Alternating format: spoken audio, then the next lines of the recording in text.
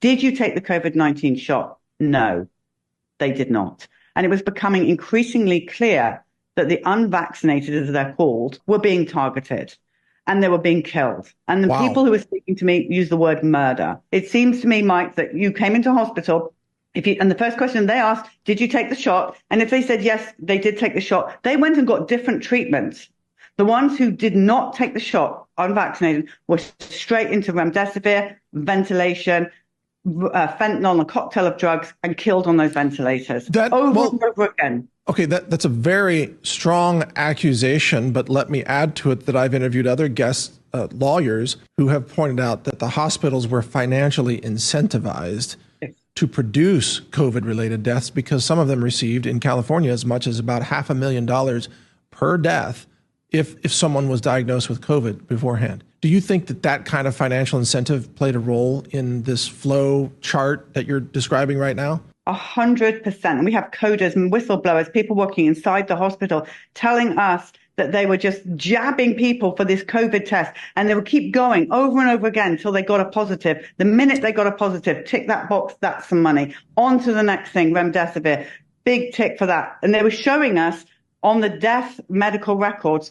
how much they were getting paid for every single drug and cocktail and equipment that was used on them. And it was Wow. $500,000 plus per person, big money. And as one person told me, my daughter was worth more dead than alive, and they took her.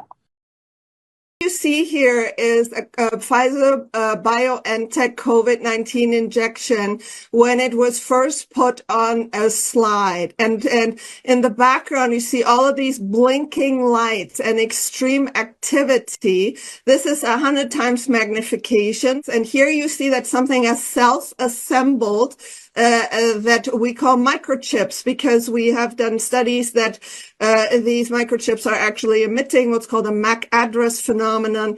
Tell us what the flashing dots are in the background. This is what's called nano and micro robots. They are communicating with each other via light signal, and they are collaborating to self-assemble these larger structures that are microchips. And so this is in the realm of self-assembling nanotechnology. Here you see a micro robot emitting blue light. Here's another one. This background swarming is what I've seen in the human blood, and I will show you later images of that. They did analysis of COVID-19 injection and found 54 undeclared chemical elements, including fluorescent graphene oxide. And I have documented the fluorescence phenomena in the blood and with this technology extensively. I've looked at many childhood vaccinations now under the microscope, and they have the same self-assembling nanotechnology. Richard Hirschman sent me embalmed blood of a vaccinated individual who had been deceased for 8 months before. I got these vials in June of 2023, and you can see here the same filaments.